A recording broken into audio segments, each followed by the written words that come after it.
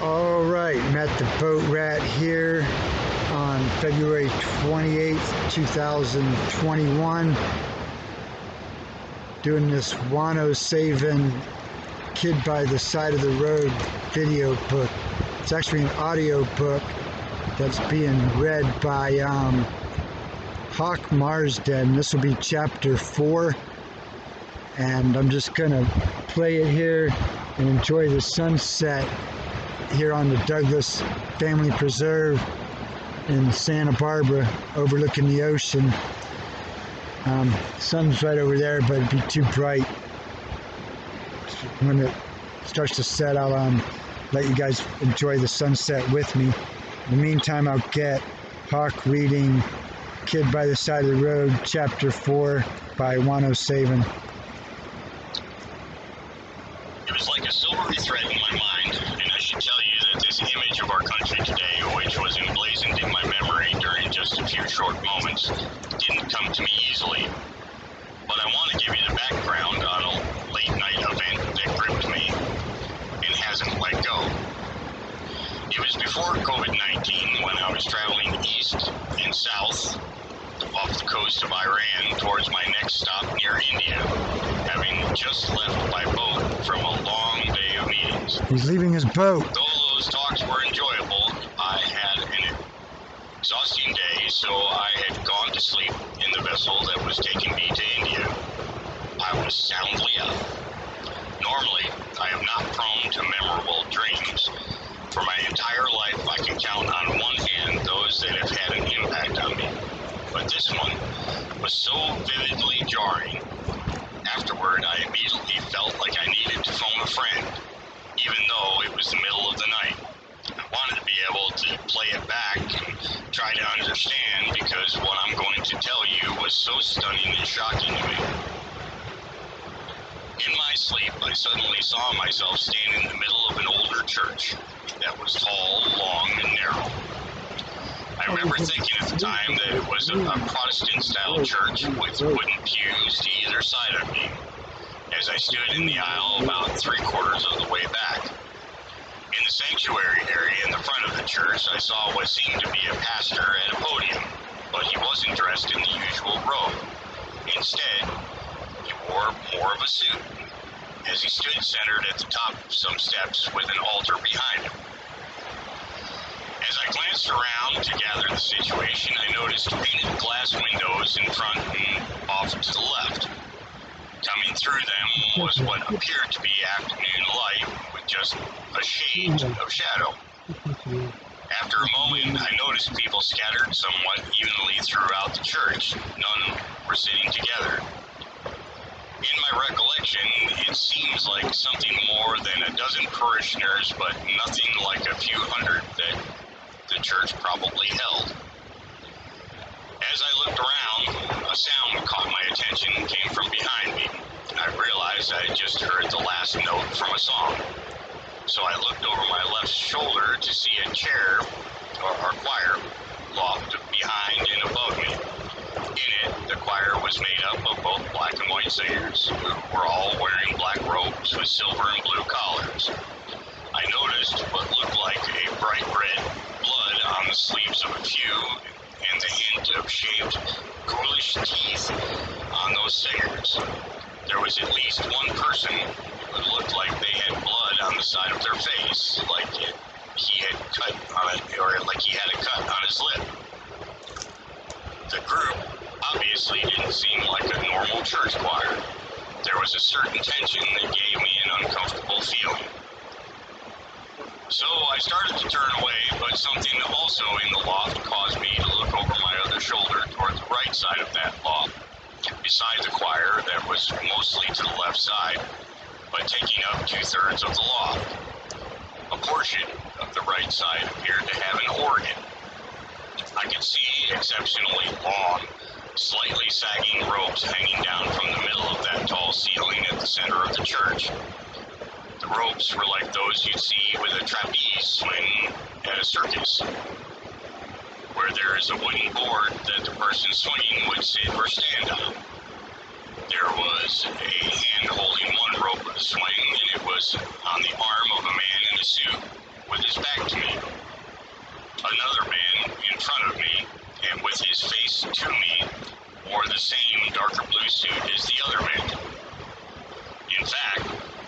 cracks, and the entire cut of the two suits looked like they had come from the same tailor. I could see that the man facing me had a white shirt and a light blue tie that stood out to me. I recognized him as a very public figure he is, but his face looked sort of blank, like he was following instructions, seemingly as if he had almost needed direction just to move. There was about 3 feet of wall in front of the choir that kept anyone from a high fall to those heavy wooden pews below. Somehow that second man, who I had recognized, climbed up on top of the wall. He must have used some sort of steps on the other side. The other man, with his back to me, was standing with his goat-like feet on a little berm at the front of the wall and holding the swing in place for the man I recognized. The latter man grabbed these ropes and stepped onto the swing that was perched up high in the church. Just shocked at the precarious situation, I thought, that's so dangerous. What is he going to do? I'd been pleasantly relaxed when I went to bed, but this dream was vivid and intense. There had been a beautiful full moon out across the water that night, but now my mood changed with all-consuming intensity of this focused dream. As I watched the balcony, I was afraid this person was going to do something that would really get him hurt. It seemed like such grandstanding, and I didn't see the point. As the man grabbed onto the ropes and stepped onto the swing, he seemed to be holding them tightly.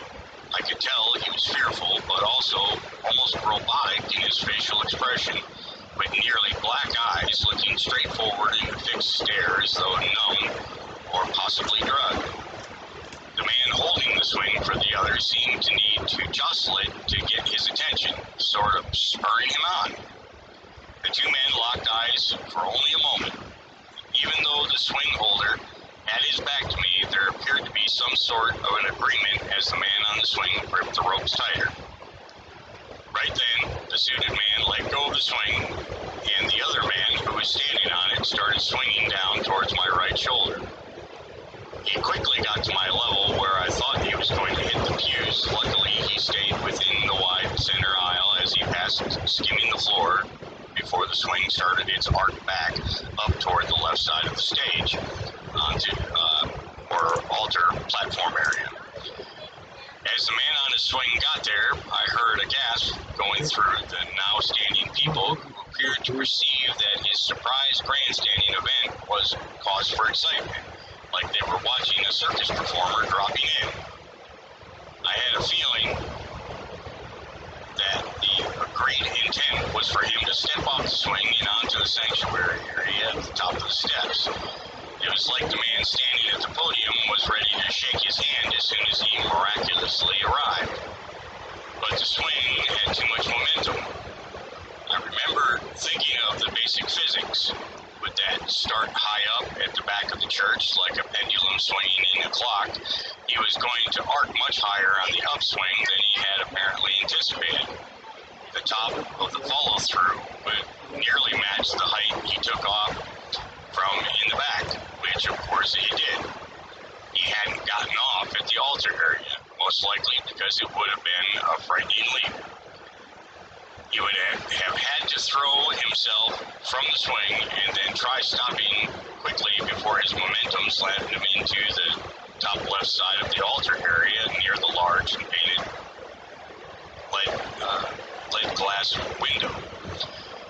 So he passed the other suited guy at the podium, and on his way up, the light from that window seemed to intensify to a more orange and darker color. Nearing the top of his upswing, the man had arced pretty hard to the point where his back was nearly flat to the stage like sanctuary floor. He appeared somewhat suspended for a moment, looked over his right shoulder, back towards the podium, now far below, and to his right. I could see his face suddenly become fearful. But again, it was kind of a blank fearfulness, as opposed to the fear from someone that truly understood his situation. I don't know quite how to describe it exactly because the look was one of knowing, but also questioning, and not seeming to process events at the same speed things were happening. By now, his hands were gripping the ropes of that swing so hard that they were almost white, and he held a certain locked-in stance as he hovered there for just an instant at the top of that arc. The moment sort of froze in my mind because I realized this is not going to end well. It was going to turn into something horrible. I had a strong sense of foreboding. Like a deer in the headlights, I wanted to move because I thought the swing was probably going to come back at me, but I hesitated because I wasn't sure which way to jump yet. When it did start back, the fact that he had been looking over his shoulder twisted the swing just enough that it wasn't quite following the same path back.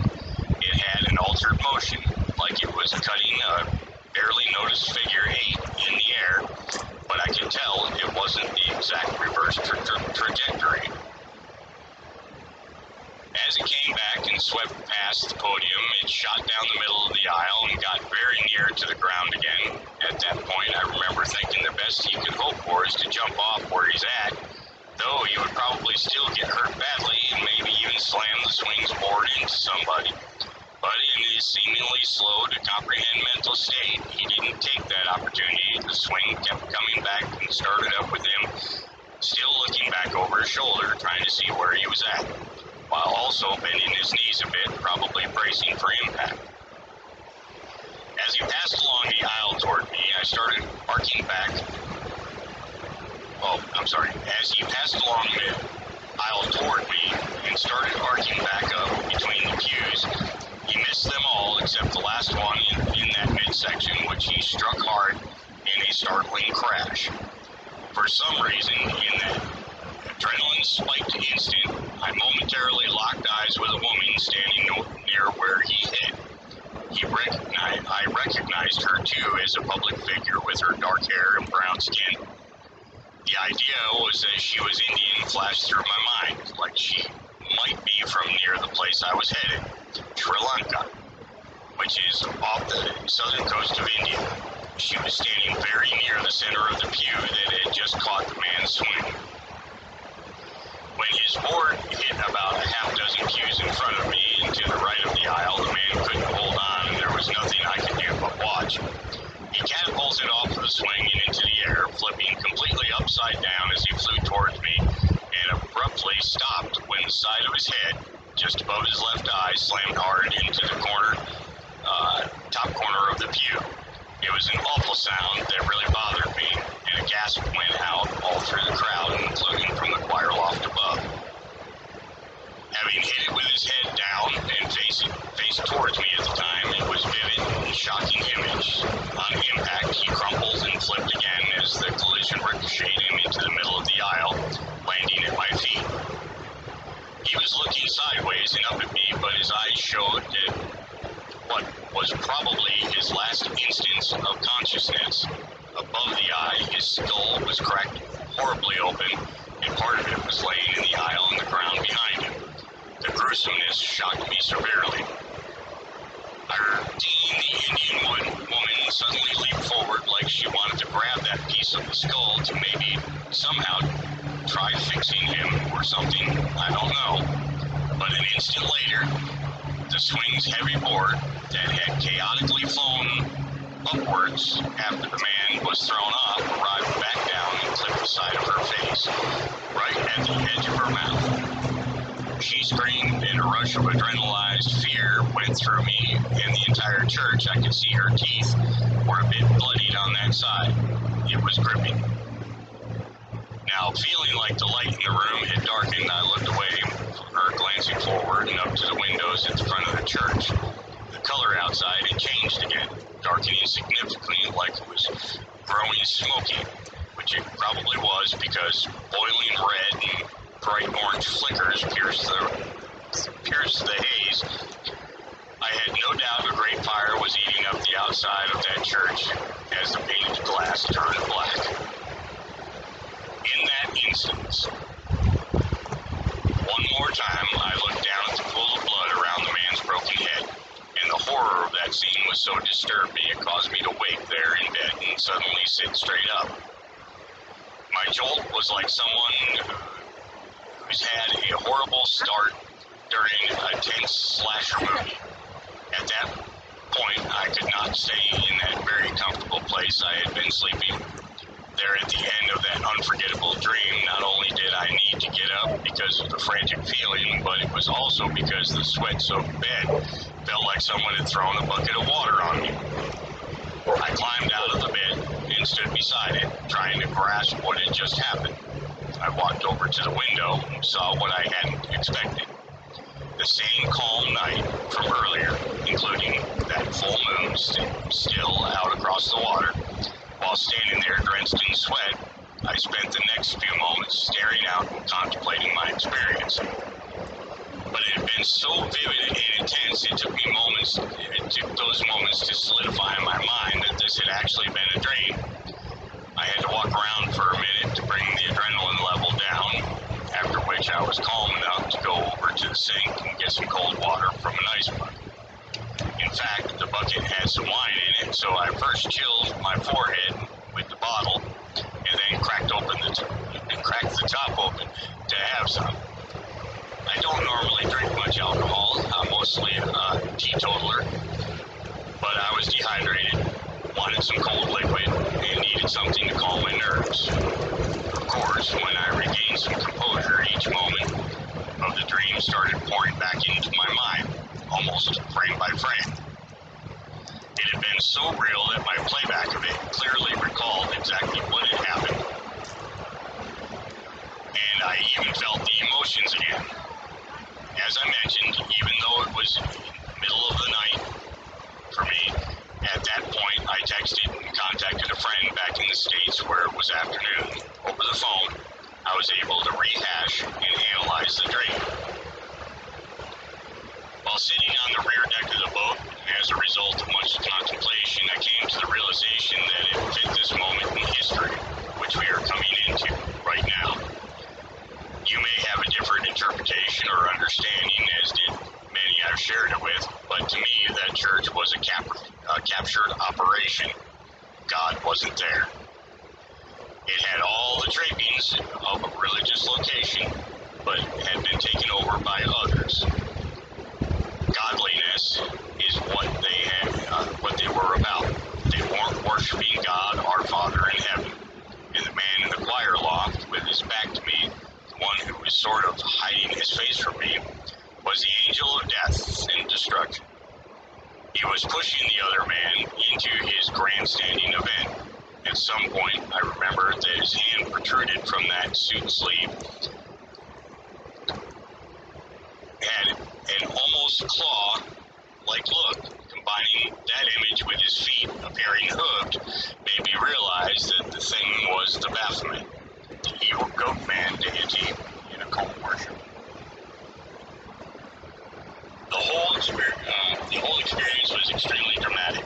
I was unable to sleep and went to get coffee, then headed to the back of the vessel to collect my thoughts. I sat watching the moon set and a little later the sunrise, with those whole silver thread of thought appearing to me as if refracted through water and dancing like a river of time in my mind. Something else struck me. This grandstanding event inside of that building with fire erupting all around was going to end with that place burned to the ground. Yet those suited men inside were only concerned about the show value of the event they were pulling off. One thing I didn't mention was all the television-type cameras and operators stationed around the sanctuary or stage. In fact, they potentially numbered as many or more than the scattered audience. It was strange to me that as all this chaos and tragedy happened, they just kept filming anyway.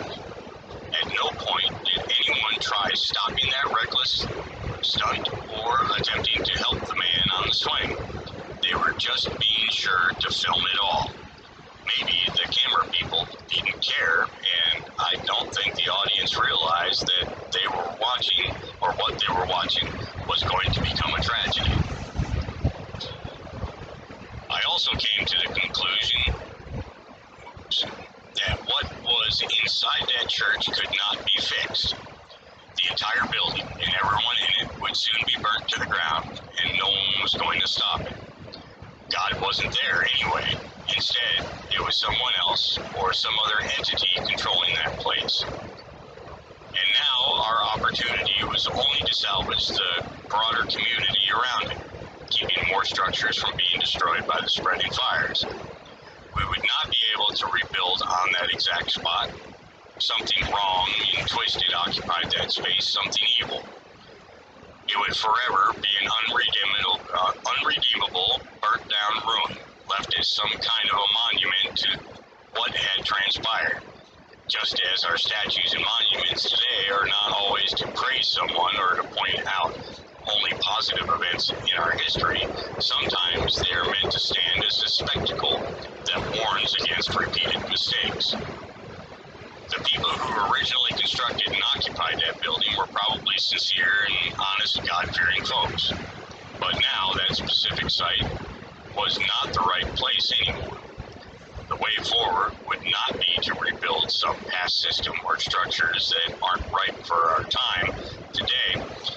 What needs to happen with our community is the reinforcement of what is already good, and then adding fresh, clear, and clean growth that allows for new beginning to, again, turn the neighborhood towards a godly course. We must build in a new place, maybe over the hill from that burnt-out monument, so that we don't dwell on the evil of it moment to moment. We won't see it day to day, but it will always be there for a reminder and a warning. Washington, Over the hours D.C. and days that followed, I had a personal revelation of sorts. I saw this entire event like an equation in my mind. I realized it was the coming election and the dramas that surrounded it. I perceived it was a challenge presented by the people I commonly describe as the corn, people who are made up, concocted, created, and then placed in these mutually beneficial deep state positions. We see these people as our business leaders, politicians, entertainers, musicians, scientists, professors, and religious figures who are foisted upon us. They see themselves as our superiors and socialite masters. As this equation was coming together in my mind, I saw parts and pieces scattered amongst a sea of people who picked these raw materials up. Working together, they began to build.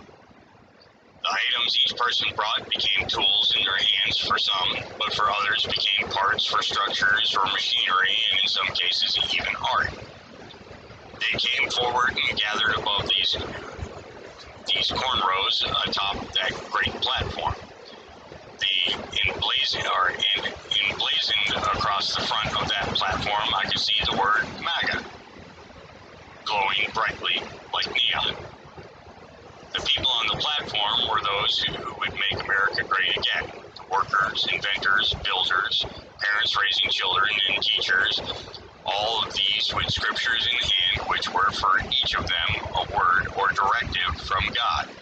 I could see the countenance and determination in their faces, that they were strong, willing, and ready for the harvest. To the left of the platform looms this election, and the outcome of the election will be equal to the energy expressed by MAGA over the corn.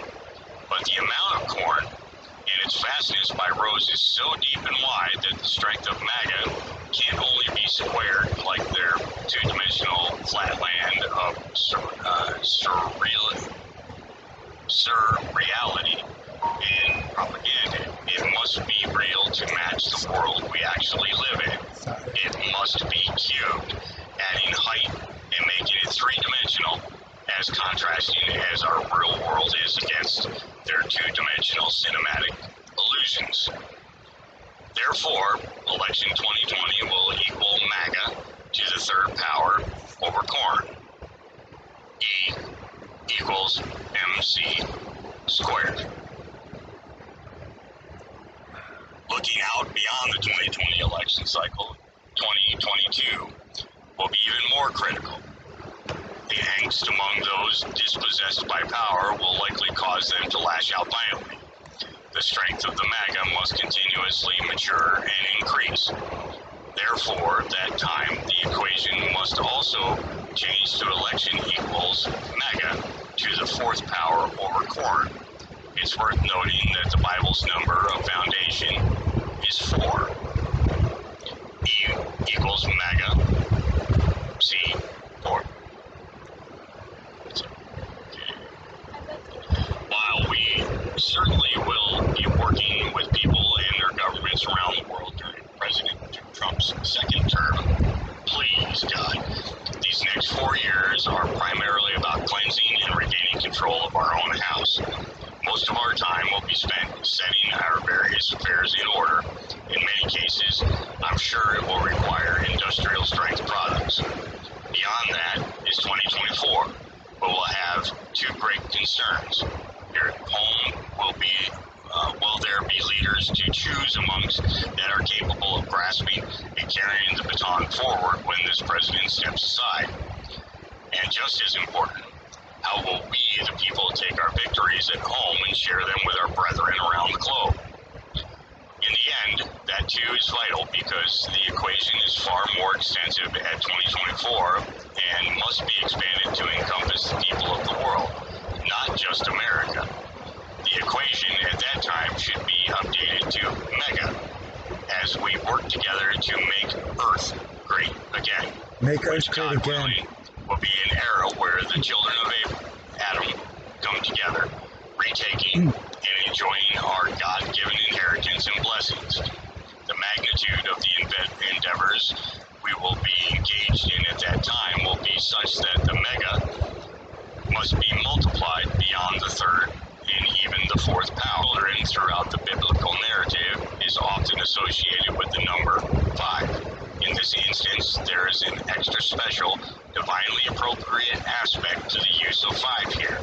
Therefore, Earth's election energy at 2024 time period must equal mega to the 5th power over global corn.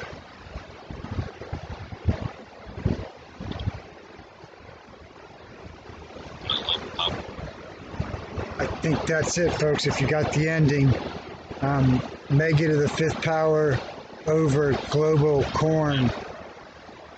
So,